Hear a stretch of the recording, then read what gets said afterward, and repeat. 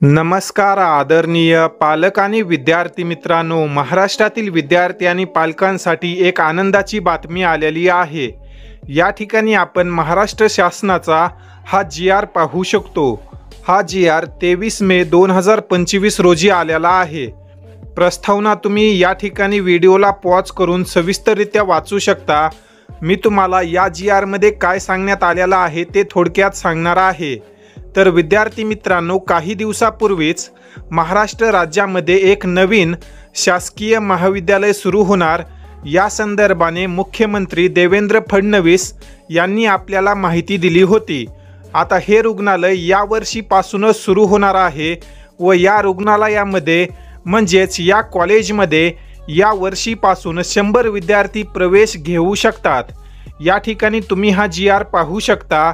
हे जे नवीन medical college आहे ते अहिल्यानगर या जिल्ह्यामध्ये सुरू होत आहे। या ठिकाणी 430 रुग्णखाटांचे जे शासकीय मेडिकल कॉलेज आहे ते या वर्षीपासून सुरू करण्यात येत आहे। तर ही महाराष्ट्रातील विद्यार्थी आणि पालकांसाठी एक आनंदाचीच गोष्ट आहे।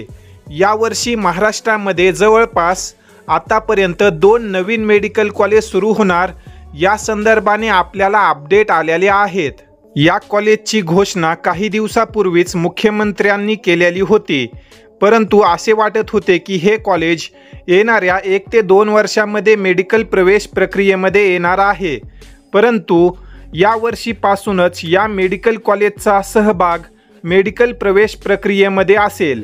तुम्ही या ठिकाणी हे क्लिअरली वाचू शकता की अहिल्यानगर जिल्ह्यात 100 विद्यार्थी प्रवेश क्षमतेचे नवीन शासकीय वैद्यकीय महाविद्यालय स्थापन करण्याबाबत हा निर्णय आहे।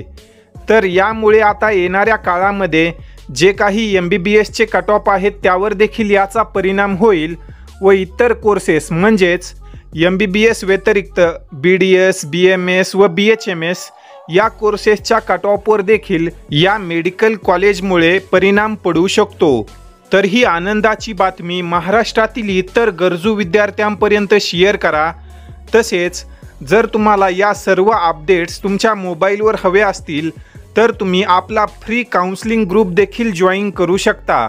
या फ्री व्हॉट्सॲपच्या काउन्सिलिंग ग्रुपवर तुम्हाला मेडिकल प्रवेश प्रक्रियेसंदर्भाने येणाऱ्या time to time update share केल्या जातात। या ठिकाणी आपण या व्हिडिओमध्ये थांबूया। धन्यवाद।